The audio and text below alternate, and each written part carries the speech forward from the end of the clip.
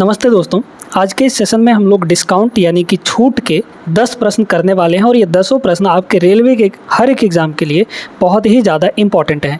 इन 10 सवालों को आप लोग ध्यान से देखिएगा, करने का क्या तरीका है, क्या अप्रोच है, क्या टेक्निक हम यहाँ पर यूज़ करने वाले हैं, ये सारी चीज़ें आपको देखना है। ठीक है, शुरू से लेकर अंतिम तक बहुत ही आसान भाषा में आपको समझाएंगे ताकि आप इन सवालों को अच्छे से कर पाएँ। समझिए, पहला सवाल यहाँ पे देखते हैं, एकदम बेसिक सा सवाल लिए हैं। पहला प्रश्न क्या दिया गया है कि दो क्रमागत छूट 12% और 5% के समतुल्य एकल छूट कितने प्रतिशत की है।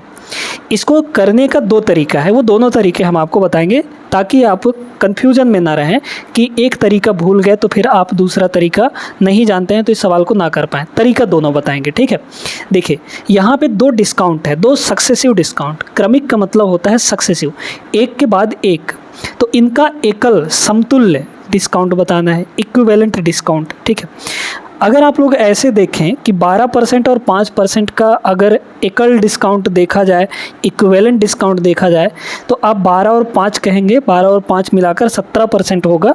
तो 17% आपके ऑप्शन में दिया भी है, आप इसको टिक कर देंगे।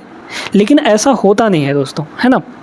जब यहाँ पे सक्सेसिव डिस्काउंट दिया जाता है तो यहाँ पे आंसर अलग आता है, इन दोनों का सम नहीं आता है।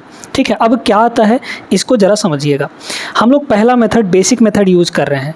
ऐसा समझ लिए कि एक कोई भी वस्तु 100 रुपये का है। ठीक है, कोई भी वस्तु, इसका जो मार्क्ड प्राइस है, हाँ एक चीज़ और, डिस्काउंट जो भी दिया जाता है वो मार्क्ड प्राइस यानी अंकित मूल्य पर दिया जाता है या फिर बाजार मूल्य पर दिया जाता है। समझ में आ गया। तो एक वस्तु है, उसका जो मार्क्ड प्राइस है, अंकित मूल्य जो उस पर छपा है, मान लीजिए 100 रुपये है।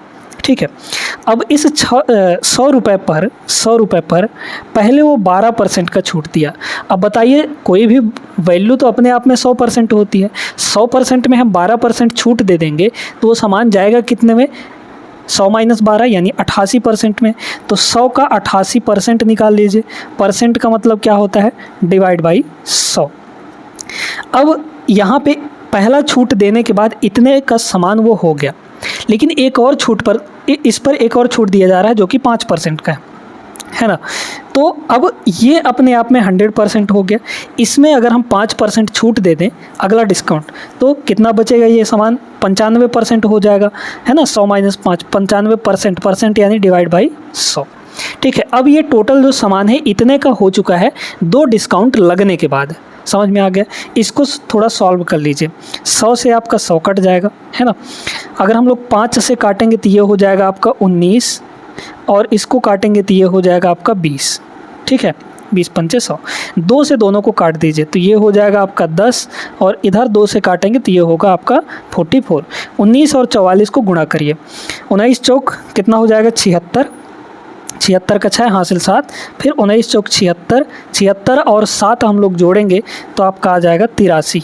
ठीक है, डिवाइड में आपका 10 है तो एक अंक बाद यहाँ पे दशमलव लग जाएगा। ठीक है, अब सुनिए, तो पहले तो सामान कितने का था, 100 रुपये का था, उस पर दो डिस्काउंट देने के बाद वो सामान 83.6 रुपये का हो गया। मतलब कितना कम हो गया वो, तो यहाँ पे हम लोग निकाल लेंगे। सामान 100 का था, अब हो गया है 83.6 रुपये का, तो इसमें इसको घटाएंगे तो कितना आ जाएगा, 16.4। मतलब 100 का सामान, उस पर 16.4 रुपये का डिस्काउंट मिल रहा है। अब 100 पर है ना ये, तो 100 पर डिस्काउंट मिल रहा है तो यही आपका परसेंट बन जाएगा। तो देख रहे हैं 17% का डिस्काउंट नहीं मिला, उस पर कुछ और कमी हो गया। ठीक है, सक्सेसिव में यही होता है। अब ये तो थोड़ा लेंदी तरीका है, अगर आपको दो सक्सेसिव डिस्काउंट दिए जाएं तो यहाँ पे निकालने का एक और तरीका है जिसको हम लोग AB फॉर्मूला कहते हैं, उससे भी निकाल सकते हैं। देखिए दोस्तों, अब AB फॉर्मूला होता क्या है और कैसे लगाते हैं, है ना। वो चीज़ हम तभी लगाएंगे जब हमको सक्सेसिव दिया गया हो। ठीक है, देखिए AB फॉर्मूला होता है A + B + AB/100। ठीक है, अब A और B लेना कैसे है ये इम्पॉर्टेंट है। यहाँ पे ये है आपका A, ठीक है, ये है आपका ए और ये है आपका बी। लेकिन यहाँ पे डिस्काउंट है। डिस्काउंट का मतलब क्या होता है कि प्राइस में कमी होना, ठीक है। तो ये भी आपका कमी है, ये भी कमी है। तो जब भी कमी की बात होती है तो वहाँ पे नेगेटिव लेते हैं वैल्यू को। जब इंक्रीजिंग की बात होती है, इंक्रीमेंट की बात होती है, बढ़ोतरी की बात होती है, तो वहाँ पे हम पॉजिटिव वैल्यू लेते हैं। समझ में बात आ गई। तो ये 12 और 5 दोनों को हम लोग निगेटिव लेंगे। ए की वैल्यू 12 रखिए, मतलब माइनस का 12, ठीक है, माइनस का 12। बी का वैल्यू माइनस का 5, तो ये माइनस का 5 हो गया, प्लस ए इंटू बी यानी -12 और -5, माइनस माइनस प्लस हो जाएगा और 12 पंचे 60 हो जाएगा, ठीक है। तो ए इंटू बी की वैल्यू 60 आ गई, डिवाइड बाई आपका 100 है।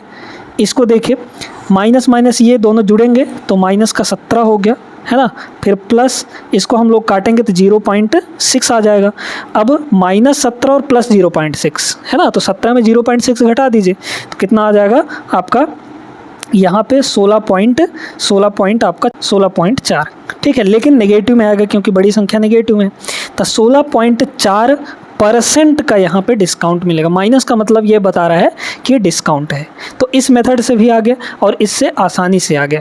तो जब भी सक्सेसिव की बात होती है, 2 सक्सेसिव लगाना हो आपको, तो ये फार्मूला आप लोग लगा सकते हैं। समझ में आ गया होगा। तो ये प्रश्न अच्छे से क्लियर हो गया होगा। अब आगे चलते हैं, जहाँ पे आपको 3 सक्सेसिव दिया जाएगा तो उसको कैसे करेंगे। आइए देखते हैं इस सवाल को। अब इसमें बोला गया है कि 25%, 20% और 10% के क्रमिक बट्टों के समतुल्य एक अकेला बट्टा क्या है। मतलब इन तीनों का इक्विवेलेंट डिस्काउंट निकालना है, कितने परसेंट का आएगा। अब इसमें 3 डिस्काउंट है। तो मान लीजिए कि सामान आपका 100 रुपये का है। इस 100 रुपये पर पहले 25% का डिस्काउंट दिया गया, यानी कि सामान कितने का हो गया, 75% का, है ना। 100 माइनस 25 करेंगे 75% का। फिर आपका 20% का, यानी सामान हो गया होगा 80%, ठीक है। परसेंट का मतलब डिवाइड बाई 100। फिर यहाँ पे 10% का, यानी 100 माइनस 10 करेंगे तो आ जाएगा कितना, 90%, यानी कि 90/100। काटिए, देखिए यहाँ पे कितना हो जाएगा, ये आपका कटेगा, ठीक है। फिर आपके यहाँ पे 2 जीरो से ये 2 जीरो ख़त्म हो जाएंगे, है ना। 25 से इसको काटेंगे, ये हो जाएगा 25 या 75 और ये हो जाएगा 25 चौके 100। 4 से इसको काटेंगे तो ये हो जाएगा आपका 4 दूना 8। देखिए 3 दूना 6, 6 नहीं हो 54, यानी कि 100 का सामान 3 डिस्काउंट देने के बाद 54 रुपये का हो गया। यानी डिस्काउंट कितने का मिला, तो डिस्काउंट आप देख सकते हैं कि 100 का सामान अगर 54 रुपये का हो गया है तो डिस्काउंट कितने का मिला होगा उसको, 46 रुपये का। समझ रहे हैं, 100 माइनस 54, तो 46 रुपये का यहाँ पर डिस्काउंट दिया जाएगा। और मतलब 46% का 100 पर दिया जा रहा है ना, तो ये 46% हो जाएगा, ठीक है। 46% आपके किस ऑप्शन में है, बी ऑप्शन में है। ये सही जवाब है। समझ में आया होगा तो वीडियो अभी लाइक कर दीजिए और आगे चलते हैं। ऐसे ही बेहतरीन प्रश्न करने वाले हैं, इस वीडियो को छोड़कर कहीं मत जाइएगा। देखिए यहाँ पे तीसरा प्रश्न क्या दिया गया है। इसमें बोला गया है कि 15% छूट देने के बाद 2 पेन का एक पैकेट 340 रुपये में ख़रीदा गया। प्रत्येक पेन का अंकित मूल्य क्या होगा, यानी मार्क्ड प्राइस हमको निकालना है। देखिए दोस्तों, अगर हम लोग दुकानदार के पर्सपेक्टिव में देखें, दुकानदार बन के देखें, तो ख़रीदा कितने में गया है पेन आपका 340 रुपये में। मतलब दुकानदार उस सामान को दिया कितने में, 340 रुपये में, ठीक है। तो यहाँ पे देखिए कि 15% का छूट दिया गया है 2 पेन के एक पैकेट में। प्रत्येक पेन का अंकित मूल्य पूछा गया है।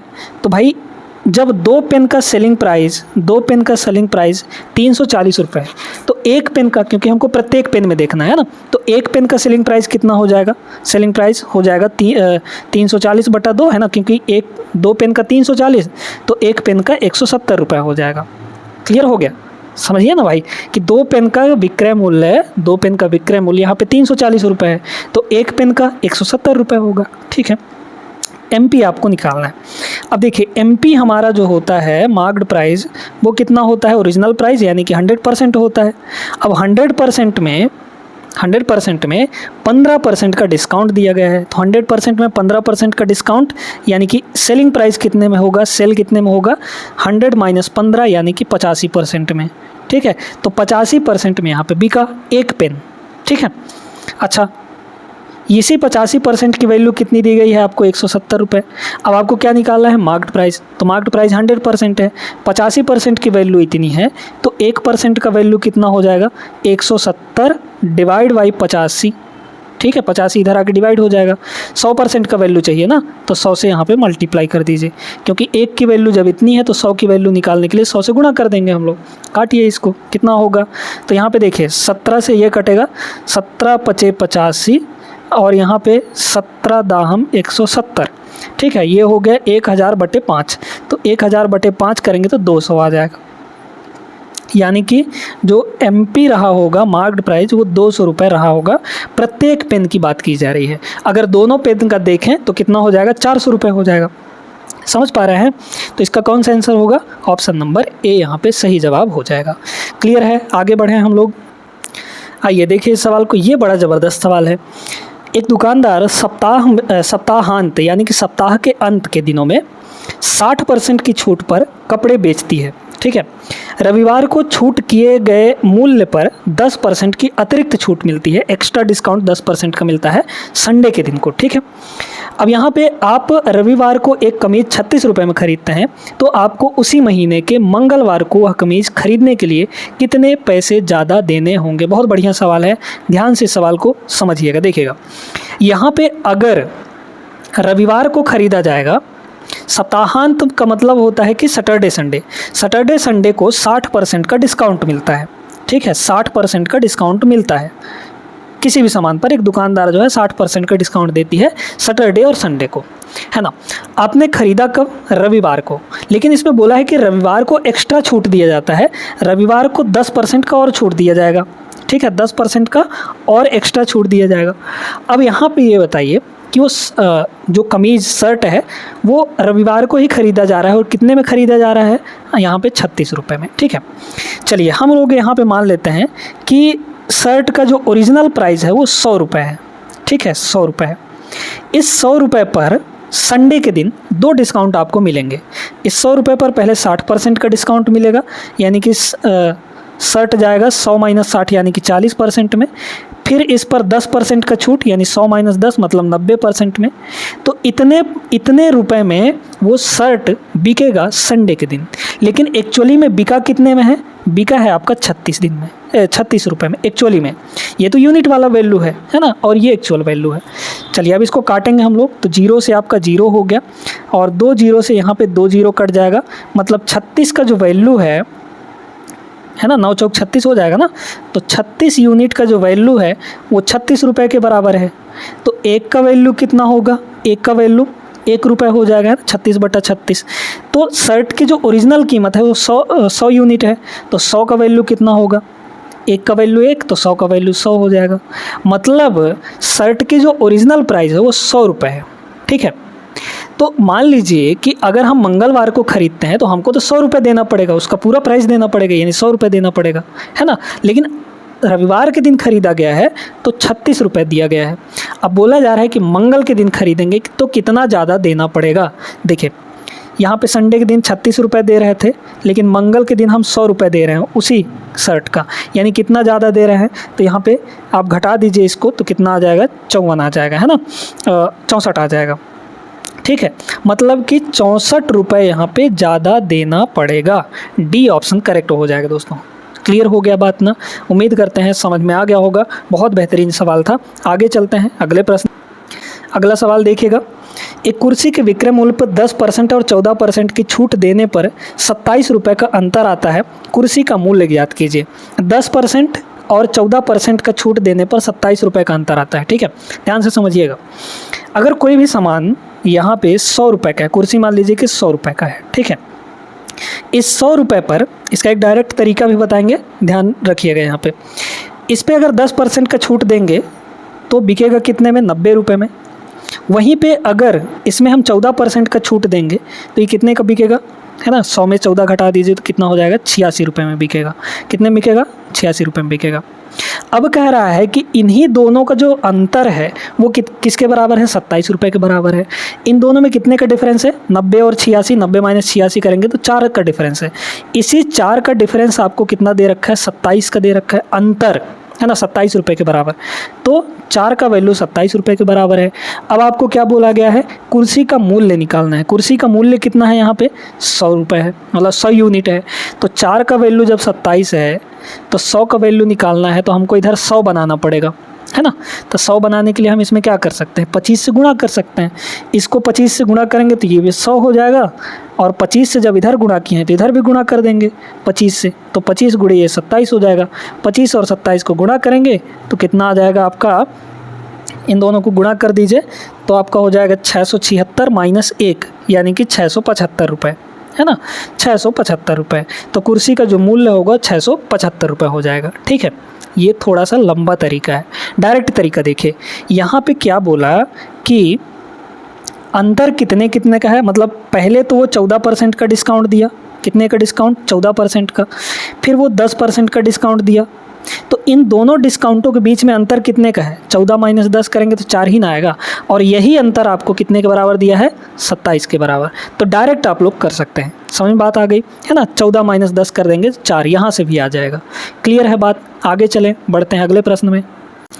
देखिए दोस्तों, बेहतरीन सवाल है, बहुत ही प्यारा सा सवाल है। 10% और 20% की 2 क्रमागत छूटों के बाद एक वस्तु का विक्रय मूल्य 1836 रुपये है। यदि वस्तु का क्रय मूल्य बाजार मूल्य का 50% है तो उसका क्रय मूल्य ज्ञात कीजिए। बाजार के मूल्य का मतलब होता है कि मार्केट प्राइस या मार्केट प्राइस कह सकते हैं हम लोग, ठीक है, यानी अंकित मूल्य। चलिए, अब यहाँ पे क्या बोला गया है कि 10% और 20% का सक्सेसिव डिस्काउंट दिया गया। तो इन दोनों सक्सेसिव को पहले हम लोग निकाल लेंगे इसका इक्विवेलेंट यानी समतुल्य बट्टा। ठीक है, तो 10%, ठीक है, 10% और 20% का अगर हम लोग समतुल्य बट्टा निकालेंगे तो ये -10 हुआ, ये -20 हुआ।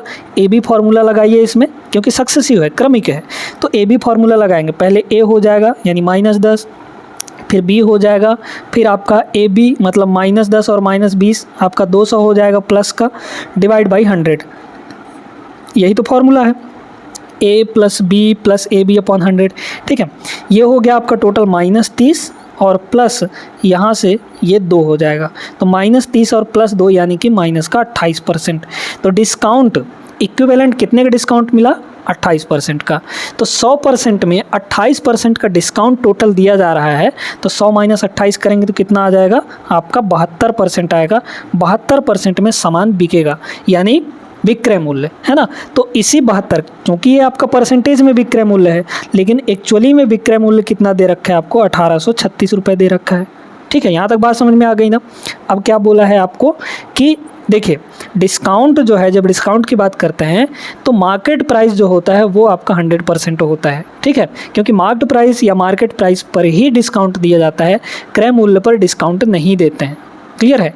तो अगर हम यहाँ से 100% की वैल्यू निकालेंगे तो वो आएगा आपका मार्केट प्राइस यानी कि बाजार मूल्य। तो 100% की वैल्यू निकाल दीजिए। 100% की वैल्यू कितना हो जाएगा, यहाँ से ये होगा आपका 1836 और डिवाइड बाई 72 को इधर ले आएंगे तो ये 1% का हुआ। 100% का निकालना है तो 100 से मल्टीप्लाई कर दीजिए। ठीक है, ये जो भी आएगा वो आपका बाजार मूल्य है। ठीक है, ये आपका क्या है, बाजार मूल्य। अब ये समझिए कि आपको बोला गया है कि यहाँ पे जो वस्तु का क्रय मूल्य है यानी CP, है ना, जो CP है वो MP का 50% है ना, मार्केट बाजार मूल्य का 50%। 50% का मतलब होता है 1/2। ठीक है, तो अगर हमको क्रय मूल्य निकालना है तो MP का आधा करना पड़ेगा यानी मार्केट प्राइस का आधा। तो ये है आपका MP, इसका आधा कर देंगे तो हमारा क्या आ जाएगा, क्रय मूल्य आ जाएगा। तो इसका आधा यानी डिवाइड बाई 2 करेंगे तो ये क्या बन जाएगा, आपका क्रय मूल्य बन जाएगा। बस इसको सॉल्व कर लीजिए, आपका आंसर आ जाएगा। देखिए, यहाँ से काटेंगे हम लोग, तो अगर हम लोग इसको 9 से काटें, ठीक है, 9 से, तो 9 8 ये हो जाएगा 72। इसको काटिए 9 से, तो 9 दूना 18, फिर 0, फिर 9 चौक 36 हो गया। ये कितना हुआ आपका, यहाँ पे हो जाएगा, काटिए इसको ज़रा, 2 से इसको काट दीजिए तो ये हो जाएगा आपका 50। ठीक है, 50 हो गया। 8 से क्या ये डायरेक्ट कट जाएगा, कितना हो जाएगा, 8 दूना 16 नहीं कटेगा, 4 से काट सकते हैं, है ना। 4 से इसको काटिए तो 4 दूना 8 हो गया। 4 से इसको काटेंगे हम लोग तो कितना हो जाएगा, 4 पंचे 20, 4 एकम 4। ठीक है, चलिए कैलकुलेट करते हैं।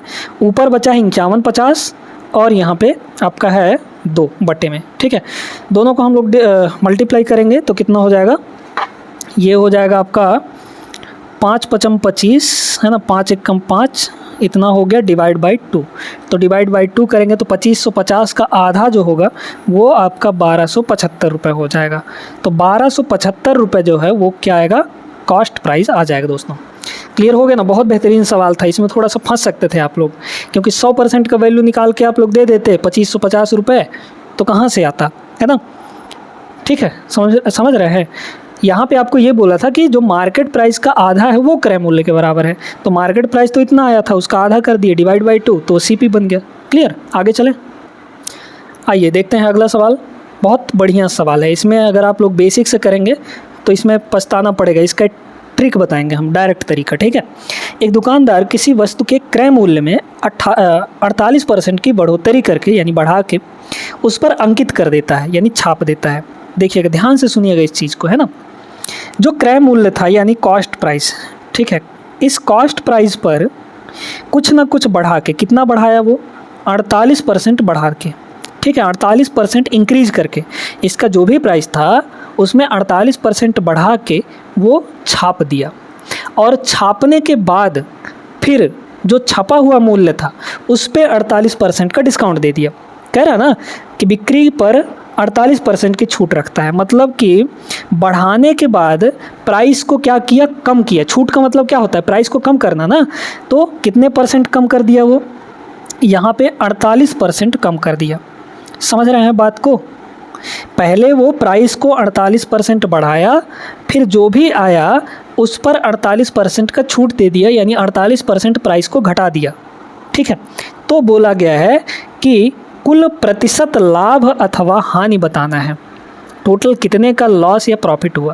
भाई ये बताइए, पहले बढ़ाया गया फिर घटाया गया, तो जब बढ़ाया घटाया हो एक क्रम से हो तो क्रमिक ही ना हुआ।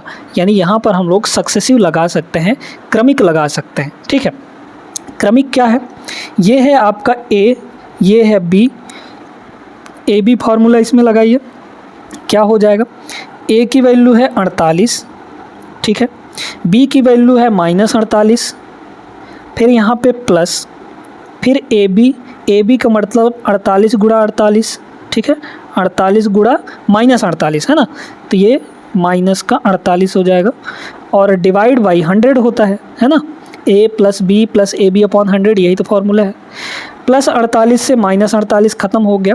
यहाँ पे देखिए प्लस और माइनस, ये हो जाएगा माइनस 48 × 48 यानी 48 का स्क्वायर। अब 48 का स्क्वायर कैसे करेंगे, सुन लीजिए, तरीका बताते हैं। 48 का स्क्वायर, देखिए ये जो 48 है ये किसके आसपास है, 50 के आसपास है, यानी बेस हम इसमें 50 लगा सकते हैं। 50 से ये कितना कम है, 2 कम है ना, 2 कम है, तो 2 का स्क्वायर कर दीजिए। 2 का स्क्वायर कितना आ जाएगा, 0,4 आ जाएगा। फिर ये 50 से 2 कम है ना, तो 25 से आप 2 कम कर दीजिए। 25 से 2 करेंगे तो कितना आ जाएगा, यहाँ पे 23 आ जाएगा। तो 2304, 48 का जो यहाँ पे स्क्वायर होगा वो कितना आ जाएगा, 2304 आ जाएगा। और डिवाइड बाई यहाँ पे 100 है, और 100 जब करेंगे तो यहाँ पे पीछे से 2 अंक छोड़ के दशमलव लग जाएगा, क्योंकि 2 अंक है, तो यहाँ पे 23.04 और ये माइनस और ये परसेंट हो जाएगा। तो ओवरऑल जो है वो यहाँ पे 23.04% का हानि होगा उसको, क्योंकि प्राइस कम हो गया ना। भाई क्रय मूल्य था इतना, क्रय मूल्य तो 100% रहा होगा, उसमें पहले 48% बढ़ाया फिर 48% घटाया, तो ओवरऑल कितना कम हो गया, 23.04% कम हो गया। तो 100% का सामान इतने की कमी हो रही है, मतलब इतना लॉस हो रहा है उसको। तो आपका कौन सा ऑप्शन सही हो जाएगा, इसमें लाभ हानि करके दिया है तो ध्यान रखिएगा, यहाँ पे क्या होगा, आपका लॉस होगा। लॉस कितने का होगा, इतने का, यानी डी ऑप्शन यहाँ पे दोस्तों करेक्ट आंसर बनेगा। समझ में बात आ गई कि नहीं, है ना। तो उम्मीद करते हैं ऐसे सवालों को आप लोग कर सकते हैं। इस टाइप का एक सवाल हम आपको दे देते हैं, उस सवाल को आपको करके बताना है उसका आंसर। देखिए सेम वैसा ही सवाल है, लेकिन इसमें क्या दिया गया है कि बोला गया है कि वस्तु के लागत मूल्य में पहले 31% बढ़ाया गया, फिर 31% का छूट दिया गया है ना, यानी कि जो CP है उसमें पहले 31% बढ़ाया गया। सेम वैसा ही प्रश्न है, इसको आप लोग को कमेंट करना है।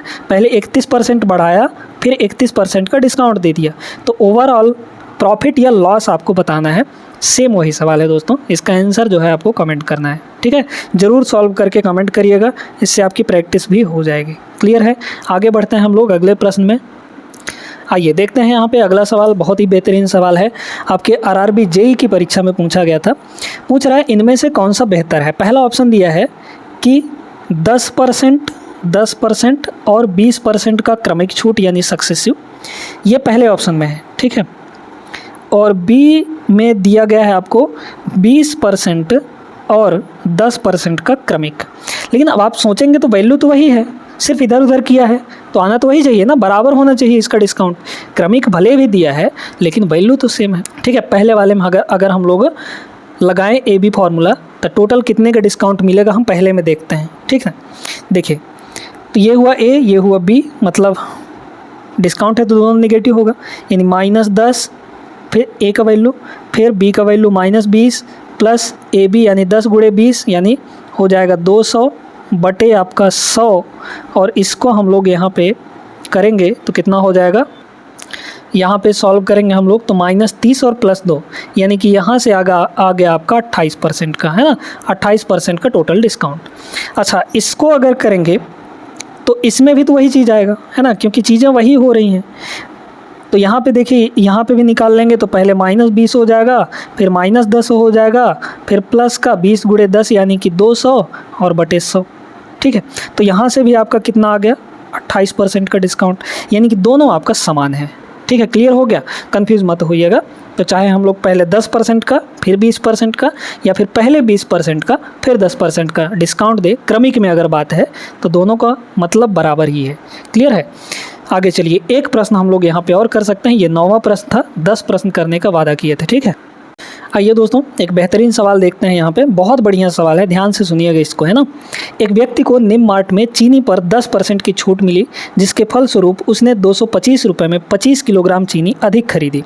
छूट के पश्चात और छूट से पहले चीनी का पर केजी मूल्य यानी कि रेट, है ना, पर केजी, जैसे 15 रुपये किलो है, 15 रुपये प्रति किलो है, तो उसका मतलब वो रेट है चीनी का, ठीक है।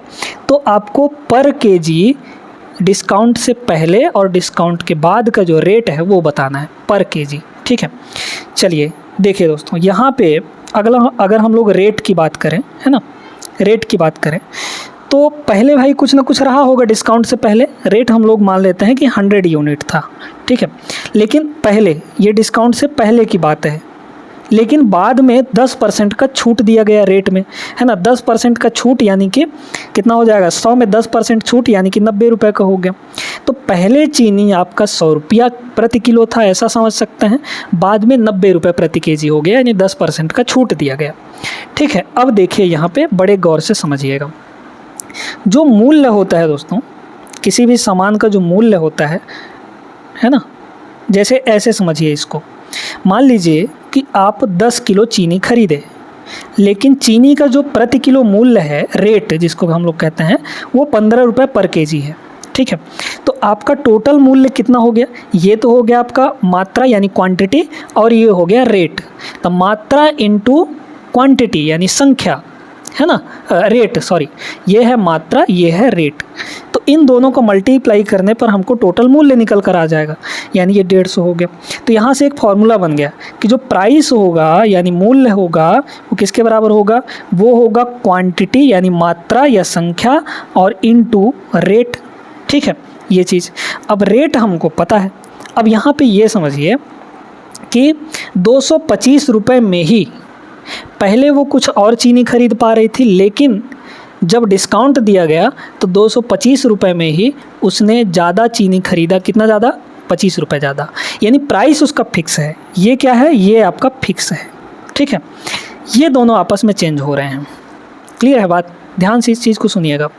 तो यहाँ पे रेट तो हम लिख चुके हैं, अब क्वांटिटी यानी कि मात्रा हमको लिखनी है, ठीक है, मात्रा।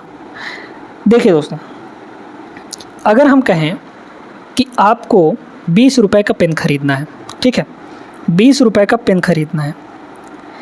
अगर पेन का रेट 4 रुपये है तो आप 5 पेन खरीद पाएंगे, लेकिन अगर पेन का रेट 5 रुपये है तो आप कितने पेन खरीद पाएंगे, 4 रुपये, इसी 20 रुपये में।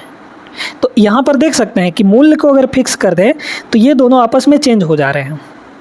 तो याद रखिएगा, जब भी आपका प्राइस फिक्स होता है तो रेट और मात्रा का जो रेशियो होता है वो चेंज हो जाता है दोस्तों। क्लियर है बात यहाँ तक, है ना? मतलब यहाँ पे अगर रेट का रेशियो पहले और बाद में 100 और 90 का था, तो चूंकि प्राइस फिक्स है 225 रुपये ही है मूल्य, तो यहाँ पे इतना हो जाएगा। ठीक है, यानी चेंज हो जाएगा, ये वाला इधर आ जाएगा, ये वाला इधर आ जाएगा, रिवर्स हो जाता है, रेसिप्रोकल हो जाता है। यहाँ तक किसी कोई दिक्कत नहीं। अब कह रहा है कि पहले और बाद में, ठीक है, पहले इतना था, यहाँ पे इतना ही खरीद पा रहा था, मात्रा है ना ये, पहले वो 100 रुपये पर केजी के हिसाब से 90 केजी ही खरीद पा रहा था, लेकिन बाद में जब 90 रुपये प्रति केजी हुआ तो वो 100 केजी खरीद पा रहा है। यानी कि यहाँ पे मात्रा कितना अधिक खरीद पा रहा है, 10 केजी अधिक खरीद पा रहा है, 10 यूनिट, लेकिन एक्चुअली में वो कितना अधिक खरीद पा रहा है, 25 केजी, मतलब 10 की वैल्यू 25 है। तो एक का वैल्यू कितना हो जाएगा बताइए तो, 25/10, या फिर 5 से हम लोग काटेंगे तब 5 × 5 = 25 और 5 दूना के 10, यानी 5/2 किलो। ठीक है, इतना हो गया। अब यहाँ पे मात्रा निकाल लीजिए। ठीक है, क्या निकाल लीजिए, मात्रा। तो पहले कितना क्वांटिटी हो जाएगा, देखिए यहाँ पे 90 से गुणा करेंगे, क्योंकि एक की वैल्यू 5/2 है, तो 90 की वैल्यू कितनी हो जाएगी बताइए तो। 90 की वैल्यू हो जाएगी आपकी 45, है ना। 9 यहाँ पे कितना हो जाएगा, 9 × 45, यानी कि 450, 450 का आधा 225। ठीक है, यहाँ पे 225 केजी हुआ मात्रा, और यहाँ पे कितना हो जाएगा, एक का वैल्यू इतना, तो 100 का वैल्यू 100 से गुणा कर देंगे तो कितना हो जाएगा, 500/2, यानी कि 250। ठीक है, 250 केजी। यानी कि पहले वो 225 किलो खरीद पा रहा था, लेकिन बाद में वो 250 किलो खरीद पा रहा है। ठीक है, तो हमको क्या बताना है, प्राइस, रेट बताना है। ठीक है, तो रेट इक्वल टू क्या हो जाएगा, रेट इक्वल टू हो जाएगा प्राइस अपॉन क्वांटिटी, है ना, क्योंकि हमने पढ़ा था price equal to rate into quantity, तो वहाँ से आ जाएगा ये। ठीक है, तो पहले का देखिए, पहले का अगर पहले का हम लोग निकालें रेट यानी कि पर किलो का, तो आपका प्राइस कितना है, 225 रुपये, है ना। 225 रुपये था प्राइस, टोटल प्राइस अगर देखा जाए तो 225 रुपये। पहले कितना खरीद पा रहा था वो, 225 किलो। 225 रुपये में 225 किलो खरीद पा रहा था। ठीक है, तो रेट कितना हो गया, 1 रुपये पर केजी, 1 रुपये पर केजी। ठीक है, बाद में रेट कितना हो गया, यहाँ पे प्राइस तो उतना ही है, 225 रुपये का ही प्राइस है, फिर बाद में वो 250 रुपये खरीद पा रहा है, 250 रुपये खरीद पा रहा है। ठीक है, अब थोड़ा सा यहाँ पे ध्यान दीजिए कि ये जो आएगा ये आपका रुपए पर केजी में आएगा, है ना, किस में आएगा, रुपए पर केजी में आएगा। लेकिन अगर हम लोग देखें ऑप्शन में तो 1 रुपये में दिया है, 1 केजी में दिया है। ठीक है, तो इसको रुपए में पैसे में कन्वर्ट करने के लिए क्या करेंगे, 100 से गुणा कर देंगे, तो यहाँ पे ये हो जाएगा 225। अच्छा, इसको काट दीजिए ना, 225 से कम, अरे यार यहाँ पे कितना हो जाएगा, ये हो जाएगा आपका, ठीक है चलिए कोई बात नहीं, तो 225 अब यही रहने दीजिए, और नीचे 250 और इंटू 100 से गुणा करेंगे तो ये पैसा पर केजी हो जाएगा। ठीक है, अब इसको काटेंगे हम लोग, काटेंगे तो कितना हो जाएगा, देखिए 25 से कटेगा, ये कितना होगा, 25 नहीं हो और 25 दाहम। ठीक है, 10 से ये 0 कट गया, 90 पैसा पर केजी। यानी कि पहले प्राइस 1 रुपये पर केजी था, बाद में प्राइस हो गया 90 रुपये पर केजी। ठीक है, आपको पूछा क्या है, बाद और पहले, तो बाद में कितना है 90 और पहले आपका 1, तो 90 और 1, मतलब कि डी ऑप्शन यहाँ पे करेक्ट आंसर बन जाएगा। बहुत बेहतरीन सवाल था, समझाने में थोड़ा समय लगा होगा, लेकिन एक बार अगर आप समझ गए तो आपका काम आसान हो जाएगा। समझ में आ गया होगा। तो आज की क्लास कैसा लगा आप लोग ज़रूर कमेंट करके बताइएगा। मिलते हैं हम लोग अगले क्लास में ऐसे बेहतरीन क्वेश्चन के साथ, तब तक के लिए जय हिंद।